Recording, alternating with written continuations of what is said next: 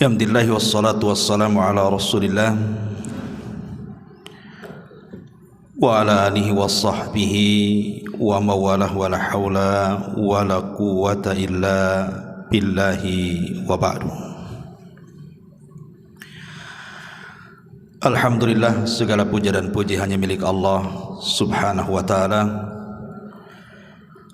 Salawat dan juga salam kita hadiahkan kepada Rasul kita Nabi besar Muhammad sallallahu alaihi wasallam.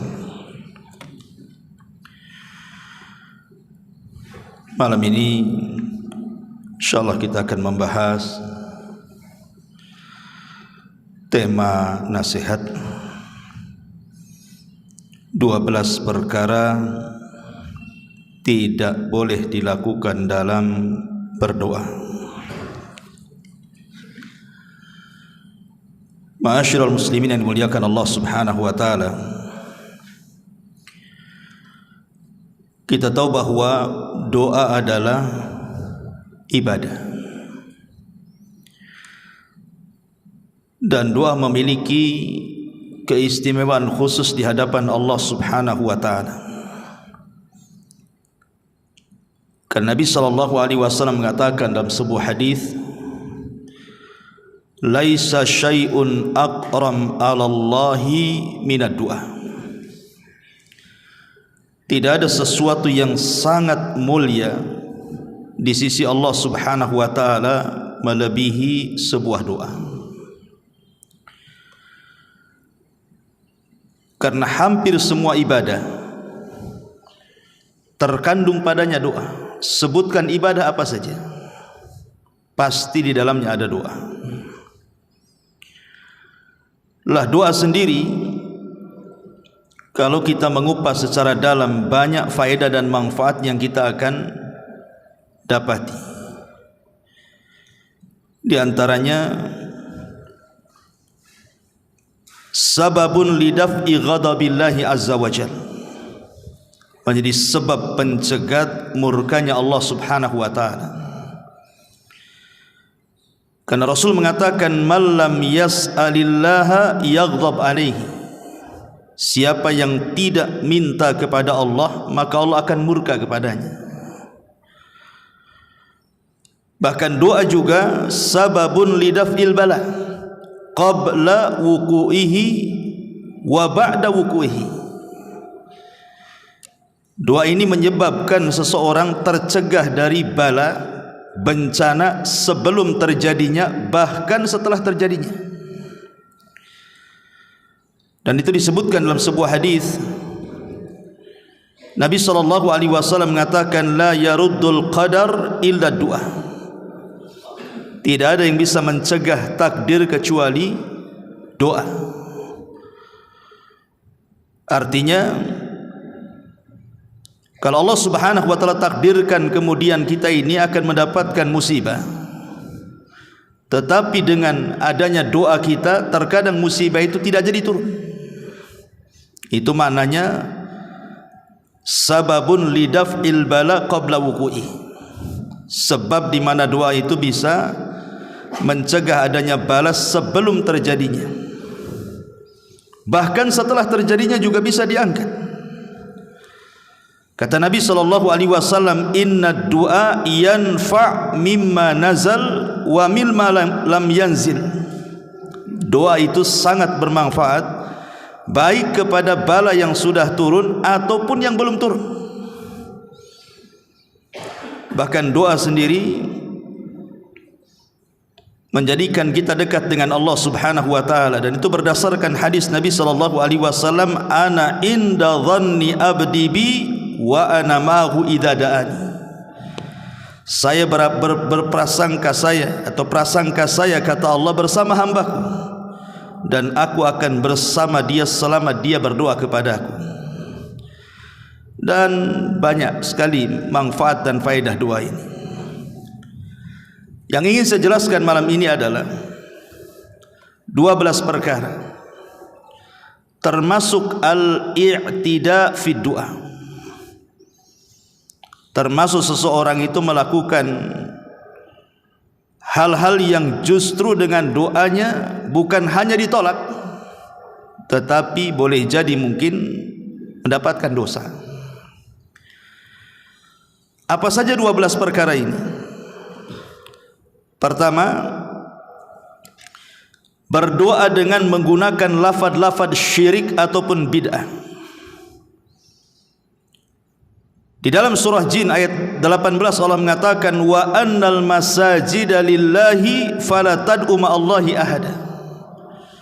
Dan masjid-masjid itu milik Allah, janganlah kalian berdoa bersama Allah siapapun.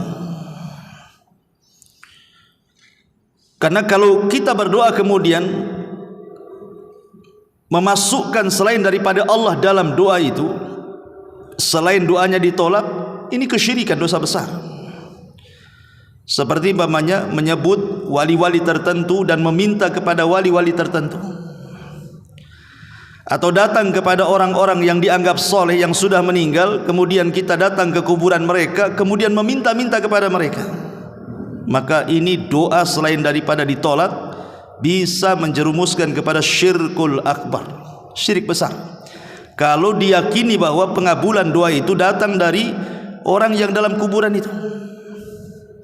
Ini yang pertama. Yang kedua, berdoa tetapi dalam isi doa itu mengandung hal-hal yang diharamkan Allah atau perbuatan dosa.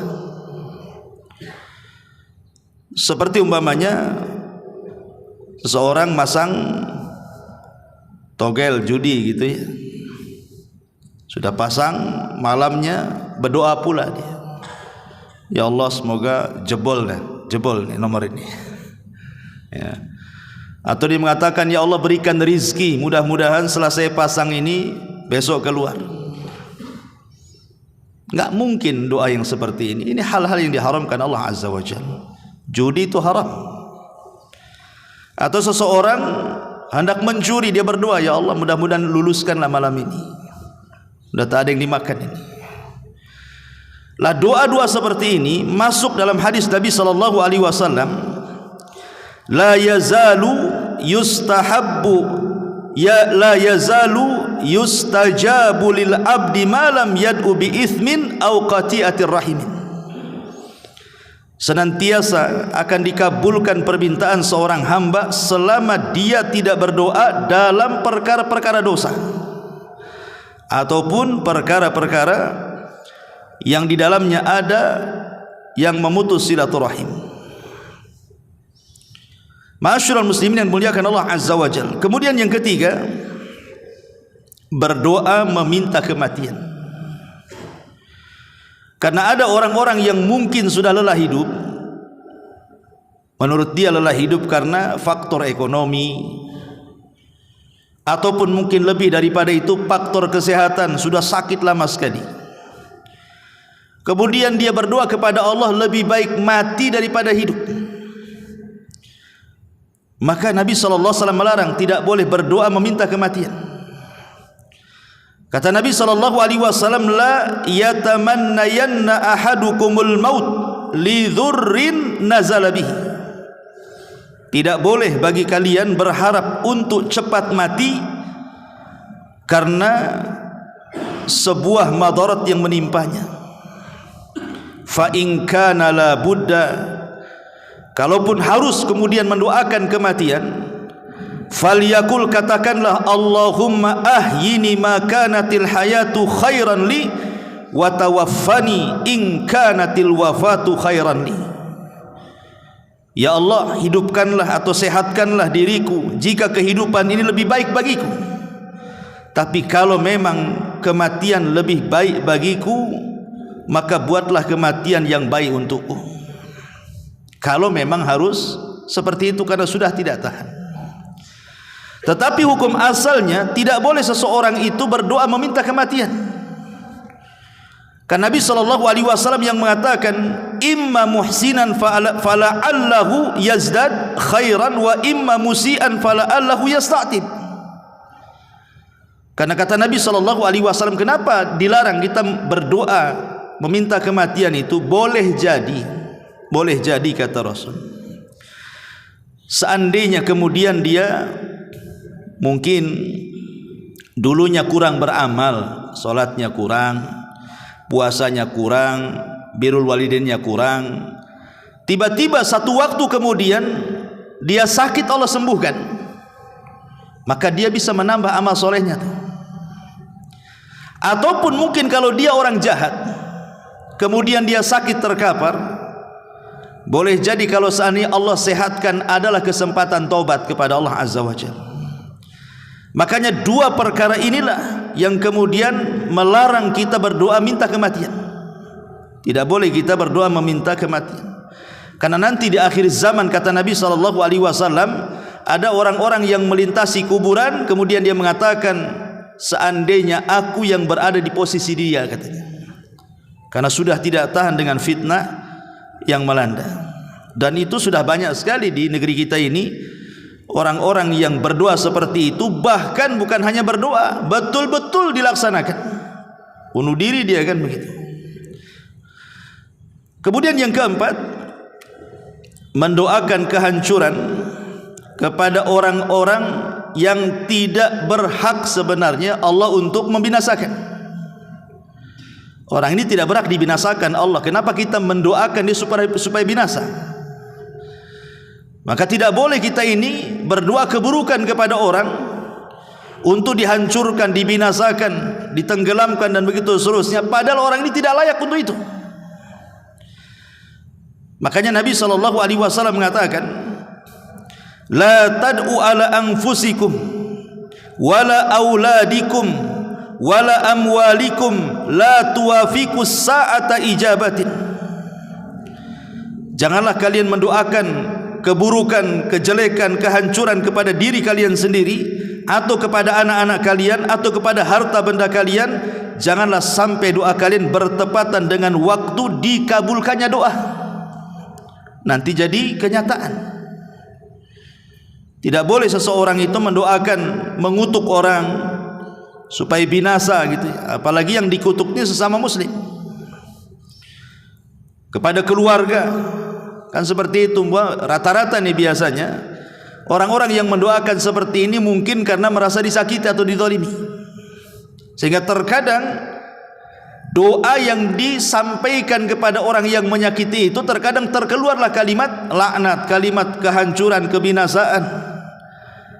Kata ulama, kalaupun kita harus mendoakan orang yang menyakiti kita, maka doakan sesuai dengan kezalimannya. Jangan melebihi doa dari yang dizaliminya. Dia menyakiti tak seberapa sama kita, tapi kita doanya ngeri kali, itu maksudnya. Boleh jadi mungkin dia hanya menggibah kita, atau mungkin ikut memfitnah kita hari itu saja, mungkin sebelum-sebelumnya dia baik, tapi karena sakit hatinya kita, akhirnya kita mendoakan berlebihan dari apa yang ia lakukan kepada kita. Ya Allah, matikan aja dia itu, tabrak aja dia. Oh, ini gimana ceritanya? Enggak boleh kita ini mendoakan walaupun dia zalim sama kita. Tapi kalaupun harus kemudian mendoakan keburukan kepada orang yang zalim, maka doakan sebatas kezalimannya saja. Kalau lebih, berarti tidak ada gunanya. Apa bedanya Anda dengan dia? Ma'asyiral muslimin yang dimuliakan Allah Subhanahu wa taala. Karena hukum menyakiti manusia dengan doa itu juga tidak boleh. Man adza musliman faqad adzani wa man adzani faqad adzallah. Barang siapa yang menyakiti orang Islam, maka ia benar-benar menyakitiku, dan barang siapa menyakiti aku, maka ia benar-benar menyakiti Allah Subhanahu wa taala. Kemudian yang nomor 5, berdoa melampaui batas dengan doa yang terkadang tidak pantas diucapkan. Seperti apa doa-doa yang tidak pantas diucapkan itu? Seperti sesuatu yang Allah mustahil mengabulkannya. Ya Allah, kekalkan hidup saya seperti iblis. Mana bisa doa kayak gitu? Iblis saja yang kekal, gak mungkin kita minta dikekalkan usia kita. Karena para nabi aja meninggal, orang-orang soleh aja meninggal, kita pula ingin seperti umurnya iblis, biar gak mati-mati kan itu. Ataupun ya Allah jadikan aku malaikat, mana bisa, Jadi malaikat ini. Atau jadikan saya nabi. Nggak ada lagi nabi setelah Rasulullah SAW. Lah itu doa-doa kayak gini nih. Ini doa-doa yang tidak pantas. Karena bagaimanapun dia jungkir balik, nggak mungkin dikabulkan, mustahil. Makanya kenapa Allah Subhanahu wa taala mengatakan ud'u rabbakum tadarruan wa khufyatan innahu la yuhibbul mu'tadin. Berdoalah kepada Tuhanmu dengan rendah diri dan suara lembut, sesungguhnya Allah tidak suka orang-orang yang melampaui batas dalam doa. Makanya dalam sebuah hadis yang sahih yang diriwayatkan Imam Hakim dalam Mustadraknya, kata Nabi SAW, innahu sayakunu fi hadhil ummati qaumun ya'taduna fit tahuri wad du'ai. Akan muncul dari umatku, kata Rasul, sekelompok kaum yang mereka akan berlebih-lebihan dalam doa dan dalam bersuci. Maka tidak boleh melampau doa itu, melampaui dari sesuatu yang mustahil dikabulkan. Kemudian yang nomor 6, berdoa dengan membatasi orang-orang tertentu saja dan mengharamkan bagi yang lainnya. Dan ini diambil dari kisah Arab Badui yang masuk ke masjid di zaman Rasul kemudian kencing. Kemudian kan sahabat marah tuh, karena gimana pun kurang adab masa kencing dalam masjid. Tapi ketika kemudian memuncak kemarahan para sahabat, Nabi SAW meredakan kemarahan para sahabat dan mengatakan, tinggalkan dia, ini urusanku. Maka Nabi SAW pun cuman berdua antara Rasul dan orang yang kencing itu, dibiarkan sampai selesai kencing. Kemudian Rasul mendekat. Kemudian Nabi SAW membawakan timba dan mengatakan, ambillah air dan siramlah tempat kencing. Maka Arab Badui ini mengambil air, menyiramkan ke tempat kencingnya. Kemudian Rasul mengatakan, masjid ini untuk solat, untuk zikir dan untuk baca Quran. Kemudian Rasul pun tersenyum dan menasihati dengan lembut. Rupanya nasihat Nabi SAW merasuk ke dada orang Arab Badui ini. Dan dia melihat orang-orang yang memelotot padanya, para sahabat itu, dia tidak suka. Dari situlah terkeluar ucapan, Allahumma arhamni wa Muhammadan wa la tarham minhum ahada. Ya Allah, rahmati aku dan Muhammad saja, dan jangan kau rahmati mereka-mereka itu yang melotot sama aku, katanya. Kata Nabi SAW, ya fulan laqad hajjartaha an-nasin katsir. Wahai fulan, engkau telah menghalangi kebaikan kepada semua orang banyak. Masa engkau dan aku saja, katanya. Yang lain enggak boleh, ya kan? Itu tidak boleh kita membatasi doa itu, seolah-olah yang mendapatkan rahmat dia dan Muhammad saja, yang lain enggak, gitu kan? Lah ini namanya berdoa membatasi dengan orang-orang tertentu dari kebaikan, tidak boleh. Ya. Ma'asyiral muslimin yang dimuliakan Allah Subhanahu wa taala. Ini yang nomor 6. Yang nomor 7, berdoa meminta disegerakan hukuman di dunia. Disebutkan dalam riwayat yang berasal dari Anas bin Malik radhiyallahu an. Jadi satu hari Rasul menjenguk seseorang dari kaum muslimin yang sakit parah sehingga sampai kurus kering. Ya. Dan Nabi SAW bertanya kepada orang yang sakit, yang sudah parah kali, sudah kurus kali. Kata Rasul, apakah kamu sudah berdoa memohon sesuatu atau meminta sesuatu kepada Allah, wahai fulan? Maka ia menjawab, ya, aku telah mengatakannya. Ya Allah, apa yang telah engkau tentukan hukumanku di akhirat, segerakan saja untukku di dunia, katanya. Maksud dia itu, kalau memang engkau sudah menentukan aku akan diazab di neraka, enggak usahlah, di dunia saja, biar aku nanti ke akhirat itu udah bersih, gitu maksudnya. Tapi Nabi SAW mengatakan, ya fulan, jangan katakan seperti itu, engkau tidak akan kuat.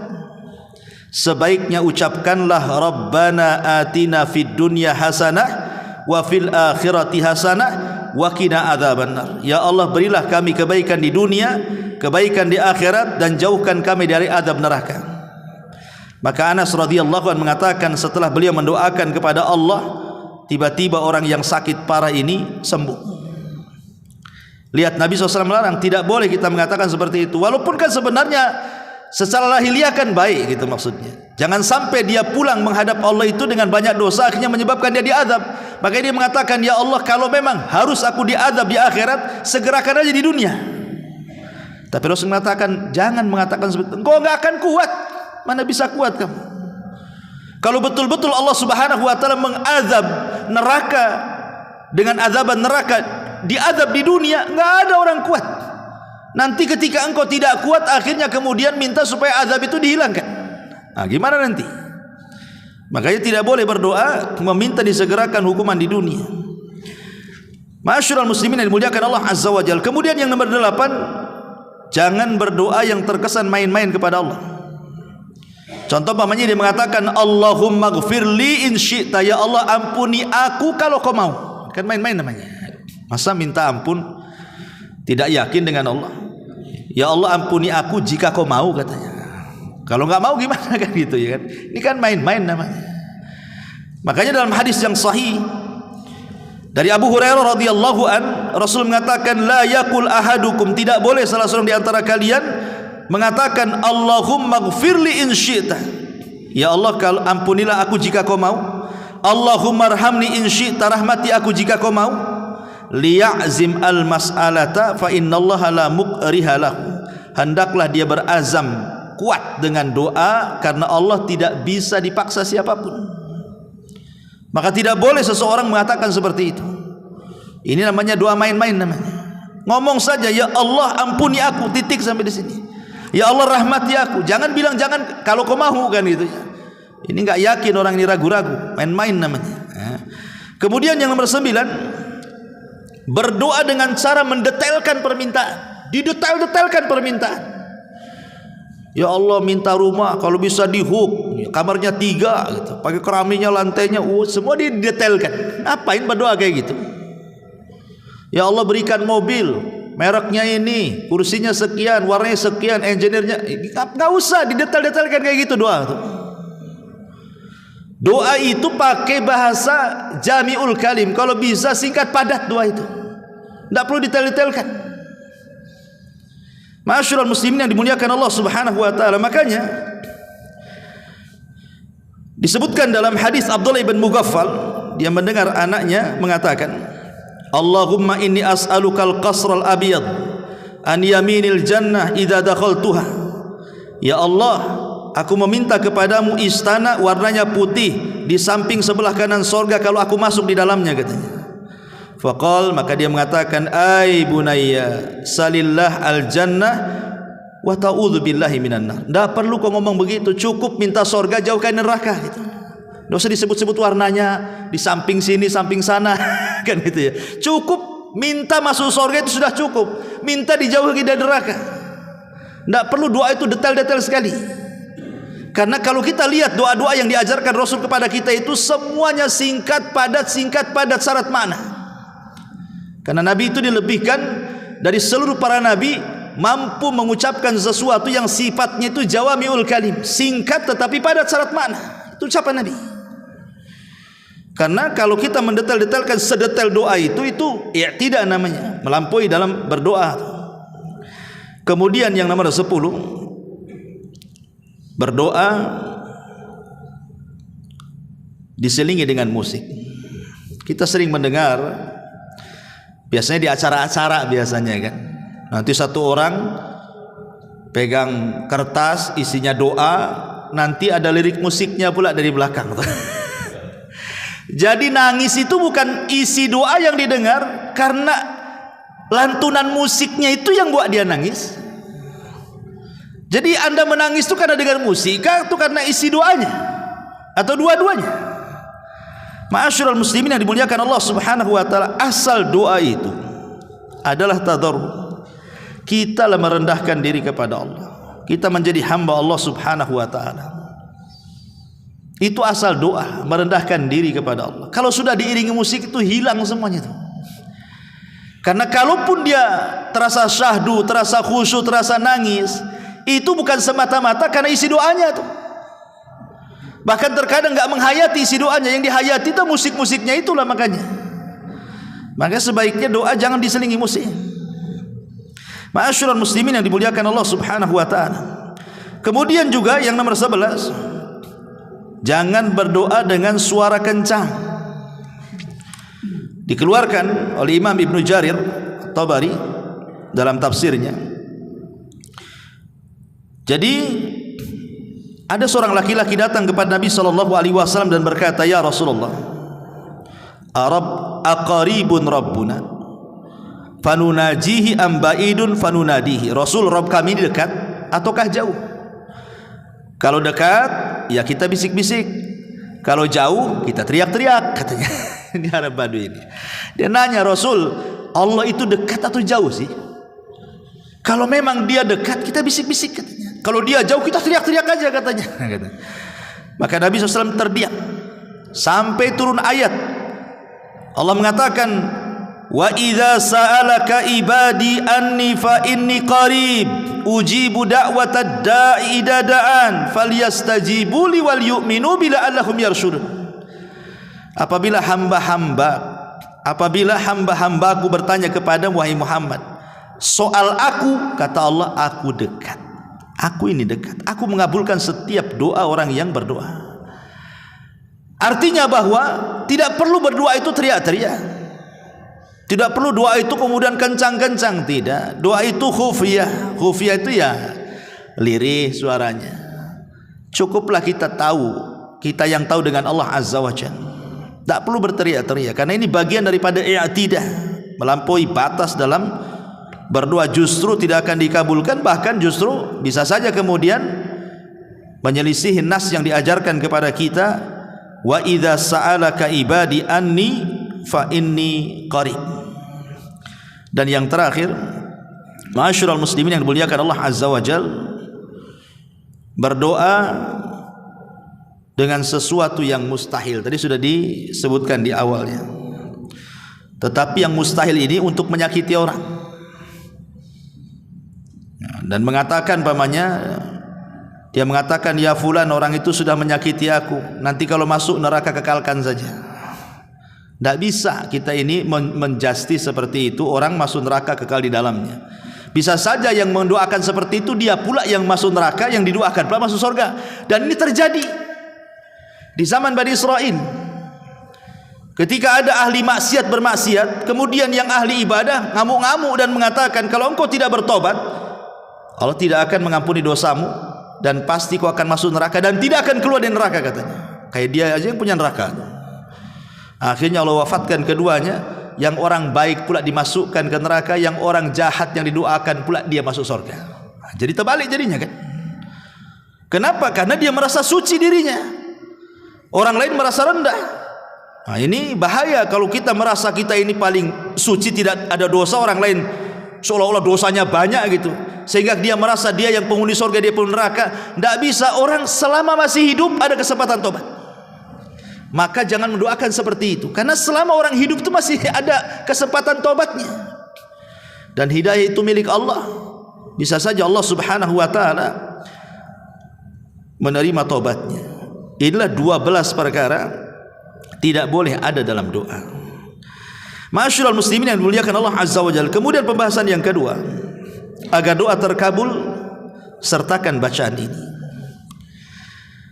Ada bacaan-bacaan atau zikir-zikir itu yang kalau kita selipkan dalam doa, ini luar biasa nih pengabulannya.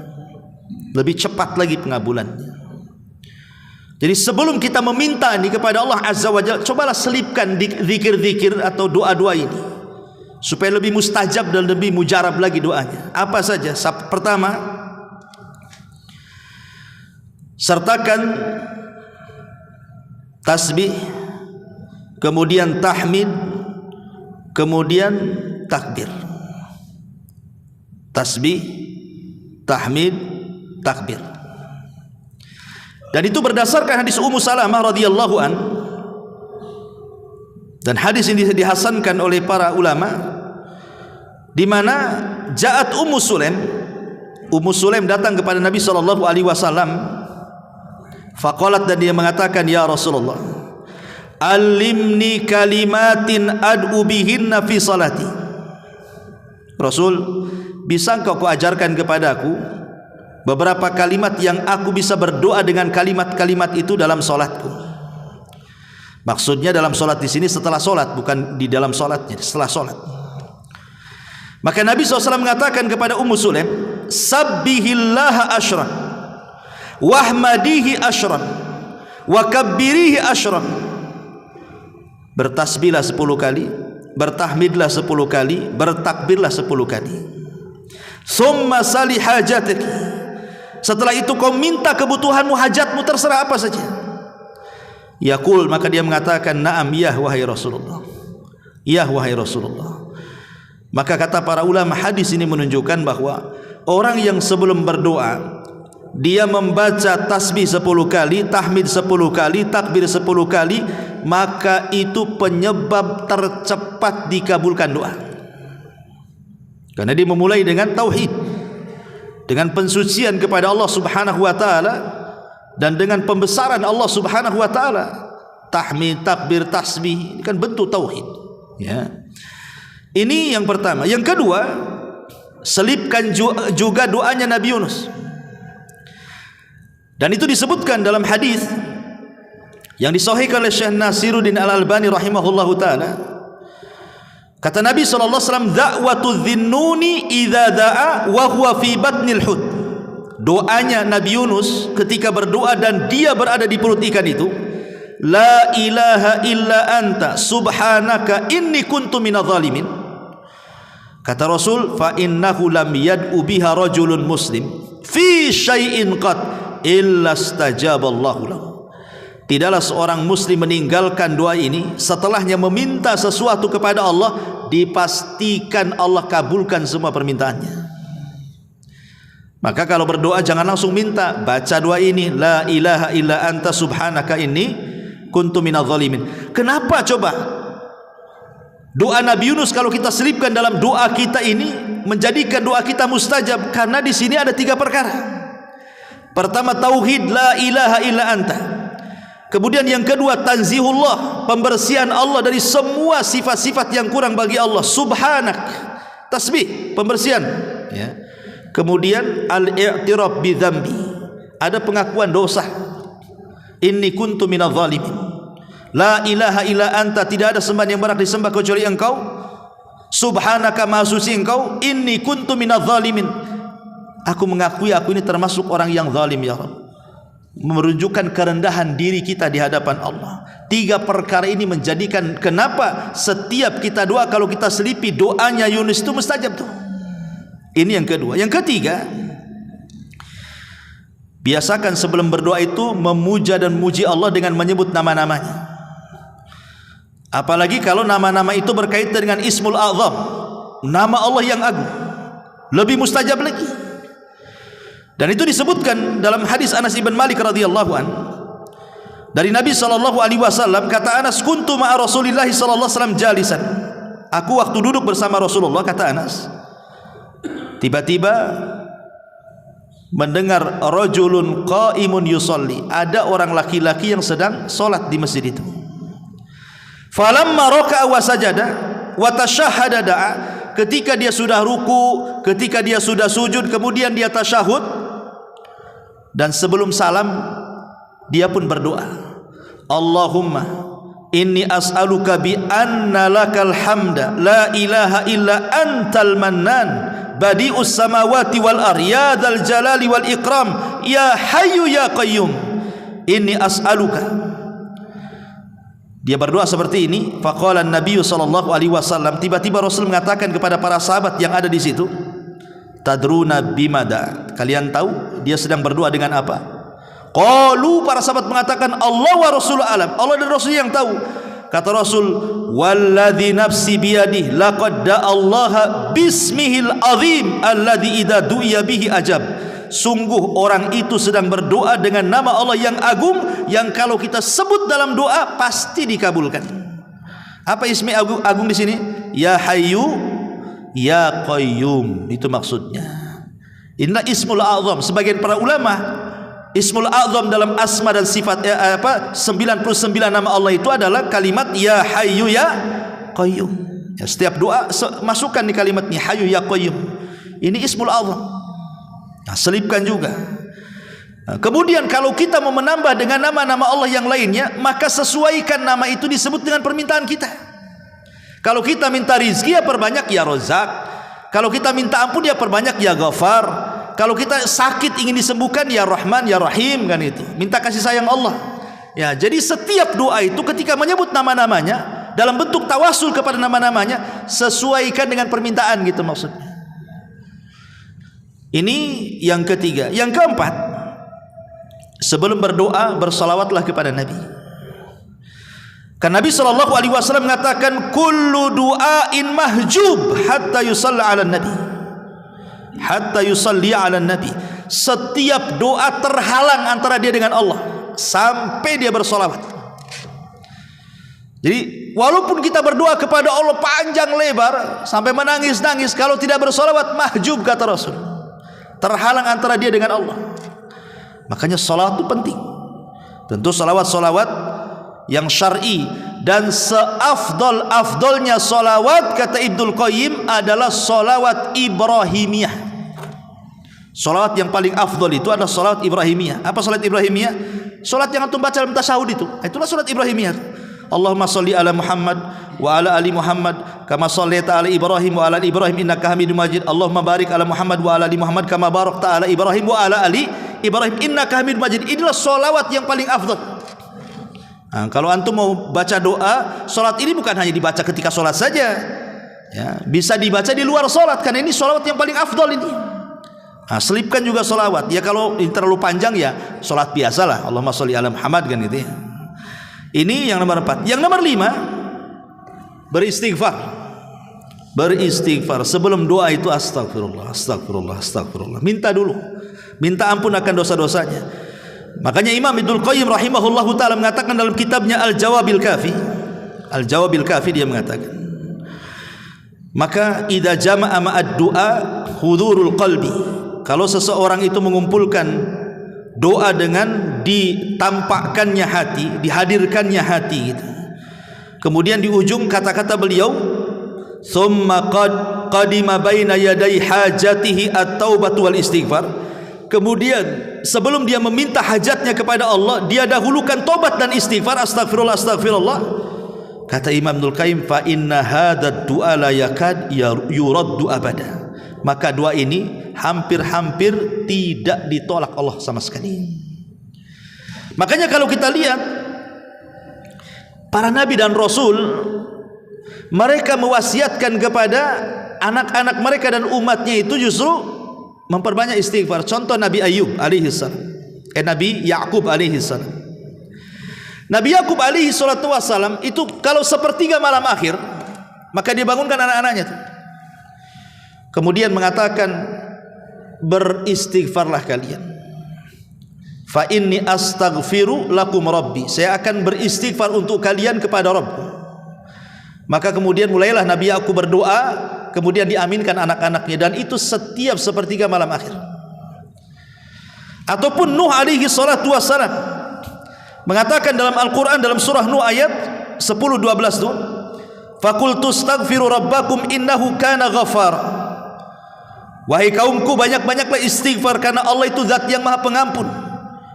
Apa akibatnya? Yursilis sama alaikum midrar. Dengan sebab istighfar kalian Allah hujani kalian. Wa yumdidkum bi amwali wa banin. Dengan sebab istighfar kalian Allah berikan kepada kalian harta melimpah dan anak-anak. Wa yaj'al lakum jannati wa yaj'al lakum anhara. Dan Allah jadikan kebun-kebun yang subur dan sungai-sungai yang mengalir air dalamnya. Lihat bagaimana faedah istighfar di sini. Ini yang ke-5. Yang ke-6, bertawasul. Bertawasul dengan amal saleh. Kalau kita menghendaki berhajat sesuatu ini, bertawasul. Makanya kenapa Rasul mengatakan la tahqiranna minal ma'rufi syai'a, jangan remehkan sekecil apapun kebaikan. Boleh jadi yang kecil itu dipenuhi dengan keikhlasan. Lah itu kita hajatkan ketika doa. Ya Allah, ya, saya tempo hari datang ke panti asuhan. Saya sumbanglah panti asuhan itu. Kalau memang ada pahalanya ya Rabb, tolonglah saya berhajat hari ini. Saya lagi sakit, sembuhkan. Saya lagi susah ekonomi, berikanlah jalan keluar, dan begitu seterusnya. Begitu. Kita ingat-ingat kira-kira amalan yang menurut antum paling ikhlas itu yang mana? Itu sebut-sebut di situ dalam doa tuh. Itu namanya tawasul dengan amal soleh. Seperti orang-orang yang terjerembab dalam gua, yang tidak mungkin selamat dari situ, tiga-tiganya bertawasul dengan amal soleh, akhirnya keluar dari doa, dari gua tuh. Nah, ini juga yang ke-6, ya. sertakan dengan tawasul kepada Allah Subhanahu wa taala. Inilah di antara bacaan-bacaan yang kalau bisa 6 bacaan ini, saya ulangi, yang pertama adalah apa tadi? Tasbih, takbir, tahmid 10 kali 10 kali. Kemudian yang kedua, berdoalah dengan doa Nabi Yunus. Kemudian yang ketiga, Asmaul Husna, kalau bisa ya Hayyu ya Qayyum Ismul Azam gitu. Kemudian yang keempat, bersolawat. Kemudian yang kelima, beristighfar. Dan yang terakhir, bertawasulah dengan amal soleh. Selipkan dalam setiap doa 6 perkara ini. Insya Allah, yakin biidznillah. Ya, Ustadz, saya sudah mencoba dengan 6 perkara ini, tapi kok enggak nampak nih pengabulannya nih. Jangan Ustadz nih main-main aja nih ngasih resep ini katanya kan. Ma'asyiral muslimin yang dimuliakan Allah Azza wa Jalla, ingat sebuah hadis dari Abi Sa'id Al-Khudri radhiyallahu anhu. Kata Nabi sallallahu alaihi wasallam, "Ma min muslim yad'u laisa bi itsmin wala qati'ati rahimin illa a'tahu Allahu ihda thalath. Imma an yu'ajjal lahu da'watuhu wa imma an yu'ajjila lahu da'watuhu wa imma an yudakhiraha lahu fil akhirati wa imma an yadfa'a anhu minas su' mithlaha."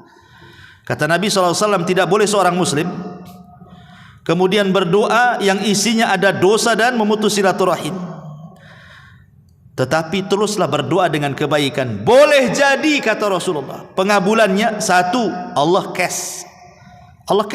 kasih kita berdoa hari ini, besok pula dikabulkan. Atau memang tidak dikabulkan di dunia, tapi dikabulkannya nanti di akhirat sebagai pengangkat derajat kita di sorga. Atau boleh jadi Allah mengabulkannya dengan cara lain.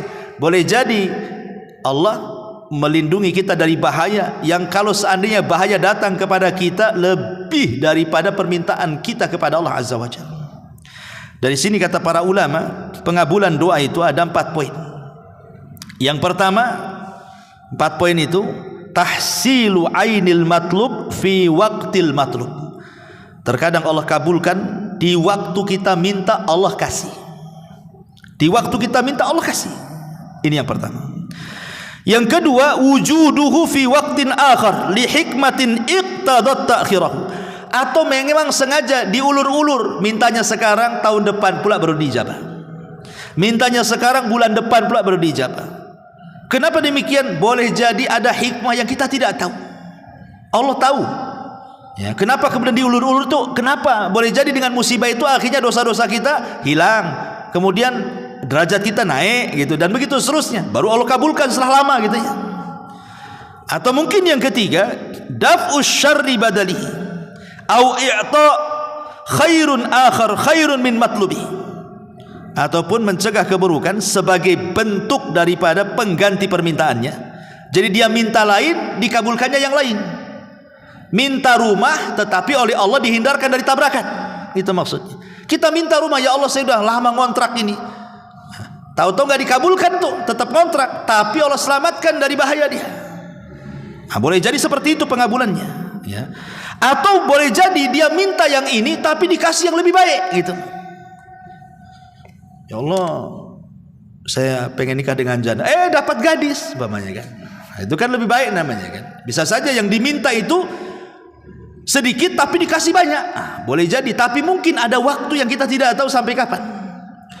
Kemudian yang keempat, ataupun iddikharuhu liyaumin yakunu ahwaj ila thawabihi, atau sengaja disimpan oleh Allah Azza wa Jalla untuk menghadapi satu hari di mana kita perlu pahala untuk menyelamatkan kita. Ya, maksudnya pada hari kiamat. Ketika kita ini tidak punya pahala, tahu-tahu pahala doa kita muncul menolong kita sebagai syafaat. Ya, ini makanya bisa saja dalam bentuk syafaat kelak pada hari kiamat, atau dalam bentuk pengangkat derajat kita di sorga. Ya, makanya jangan pernah bosan berdoa tidak dikabulkan di dunia, di akhirat, karena Allah itu maha tahu. Allah maha tahu, Dia yang menciptakan kita, Dia mengontrol kita 24 jam, tidak pernah 1 menit pun kita ini lepas dari kontrolan Allah, sehingga Allah tahu tentang kita. Terkadang orang ini sakit, sengaja Allah tidak sembuh-sembuhkan, sebab kalau dia sembuh jahat nanti dia. Atau sengaja dia sehat terus, kalau dibuat sakit nanti putus asa dia. Atau dia kaya terus, kalau dia miskin nanti dia kufur. Atau dia miskin terus, kalau dijadikan kaya nanti jadi jahat sekali dia. Itu semua kan hikmah Allah, kita tidak tahu. Bersyukurlah, namanya qanaah, pemberian Allah, itulah syukuri. La in syakartum la azidannakum wa la in kafartum inna adzabi lasyadid. Ma'asyiral muslimin yang dimuliakan Allah Subhanahu wa taala. Tetapi doa ini akan lebih mustajab lagi kalau kita sudah tahu keyakinan kapan Allah doa, kemudian disertakan dengan lafaz-lafaz tadi, kemudian hindari 12 tadi, akan lebih mustajab lagi doa itu, ikhwan, kalau seandainya bertepatan dengan waktu-waktu mustajab. Apa waktu-waktu mustajab? Pertama, waktu sahar. Waktu sahar itu maksudnya 1 jam sebelum subuh tuh. Waktu sahar itu waktu yang Allah Subhanahu wa ta'ala dan para malaikatnya turun lagi tuh.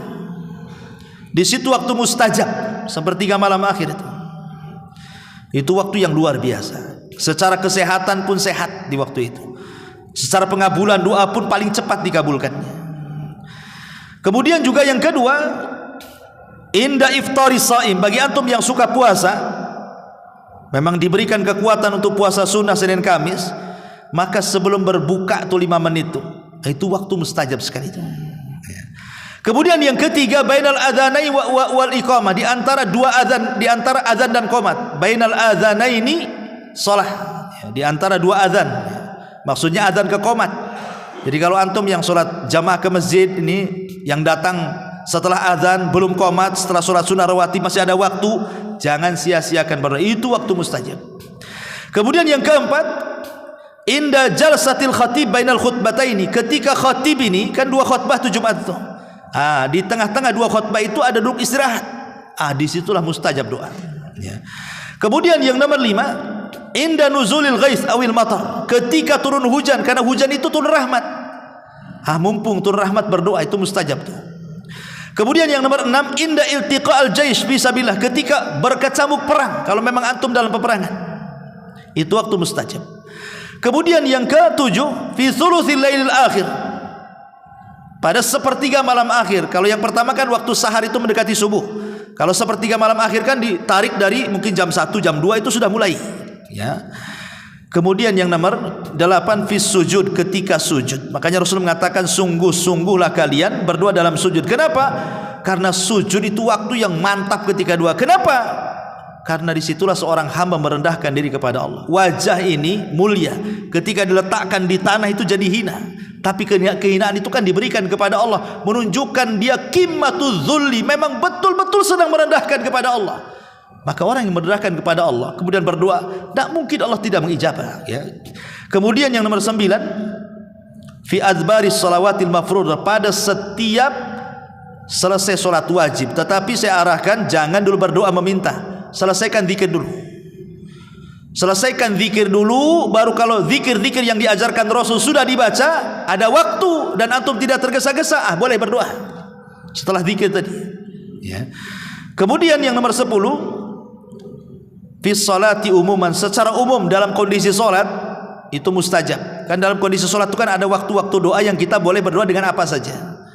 Seperti sujud, ketika sujud setelah kita membaca subhan rabbil a'la, ada waktu kita berdoa. Ataupun dalam tasawuf akhir setelah kita membaca tahiyat, tasyahadat, sholawat, kemudian perlindungan dari 4 perkara, di situ sebelum salam ada doa yang kata Rasul terserah mau doa apa saja, itu mustajab, ya. Kemudian yang nomor 11, fi awqatil idtirar, dalam kondisi susah, dalam kondisi kita kesusahan ekonomi, harusnya lebih mendekat diri kepada Allah, karena waktu anda itu mustajab itu. Amma yujibul mudtarra idada, siapa lagi orang-orang yang akan mengabulkan doa orang-orang yang sulit? Karena orang-orang susah itu tidak ada yang bersandar kepada siapapun kecuali kepada Allah. Mau bersandar sama siapa orang susah itu, ya. Kemudian yang nomor 12, fis safari, ketika safar, itu mustajab doanya. Kemudian yang nomor 13, fil maradi, ketika sedang sakit. Ketika sedang sakit itu mustajab doanya. Maka jangan sampai kemudian ketika seseorang sakit itu malah putus asa, disitulah waktu mustajab doa. Kemudian juga ketika mendengar nida, panggilan, ya, wa du'a indal ba'si, Maksudnya ketika mendengar panggilan azan, selepas azan itu, ya. Nah, itu masuk pada di antara dua adzan dan qomat lah itu ya. Atau antum yang berada di Arafah saat haji, ya, itu mustajab juga doa. Ataupun ketika menutup mata orang yang mati, ruhnya dicabut masih melotot, antum usap. Nah, disitulah kan ada malaikat masalahnya. Berdoa kepada Allah Azza wa Jalla. Ya. Termasuk juga di malam Lailatul Qadar dan juga di hari Jumat setelah asar sampai maghrib. Nah, itu waktu-waktu yang sangat mustajab, ya. Ma'asyiral muslimin yang dimuliakan Allah Azza wa Jalla. Tapi kata para ulama, dari semua adab-adab doa itu, di sana ada namanya syurut doa. Ini yang lebih antum harus perhatikan lagi. Kalau sudah syarat ini yang paling inti dalam doa. Namanya syurut doa. Jangan pernah ditinggalkan. Yang pertama ikhlas. Berdoalah dengan ikhlas kepada Allah Azza wa Jalla. Yang kedua, berdoalah dengan kebaikan. Jangan berdoa isinya keburukan. Kemudian yang ketiga, di antara syaratnya kata para ulama, jangan tergesa-gesa. Tergesa-gesa itu maksudnya istijal itu apa? Aku sudah berdoa kok nggak dikabul-kabulkan ya. Nah, kalimat seperti ini jangan terkeluar. Karena banyak orang yang kemudian merasa bosan berdoa karena tidak dikabul-kabulkan, akhirnya nggak mau berdoa lagi. Saya sudah berdoa berkali-kali kok nggak dikabul-kabulkan. Justru kalimat itu tidak menjadikan doa tidak dikabulkan. Itu istijal namanya. Kemudian yang keempat, hudurul qalbi. Hadirkan hati. Anda ini sedang berhadapan dengan siapa? Dengan Allah Subhanahu wa taala, berarti perlu khusyuk di situ. Cari tempat yang bagus, yang bersih, ya gitu. Minta kepada Allah, ya. Kemudian yang nomor 5, itobatul makan wal mashrab wal malbas.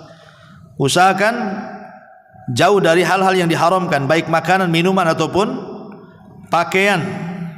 Kemudian yang terakhir, bersalawat kepada Nabi SAW. Ini disebut syurutud doa namanya, syarat doa. Ya, yang 6 ini. Tentu dengan yang lain-lain tadi yang sudah saya jelaskan, maka doa itu akan lebih mantap lagi. Wallahu a'lam bishawab. Ini di antara faedah doa di malam ini. Mudah-mudahan ada manfaatnya. Subhanallah bihamdika asyhadu an la ilaha illa anta astaghfiruka wa atubu ilaik. Allahu ta'ala. Assalamualaikum warahmatullahi wabarakatuh.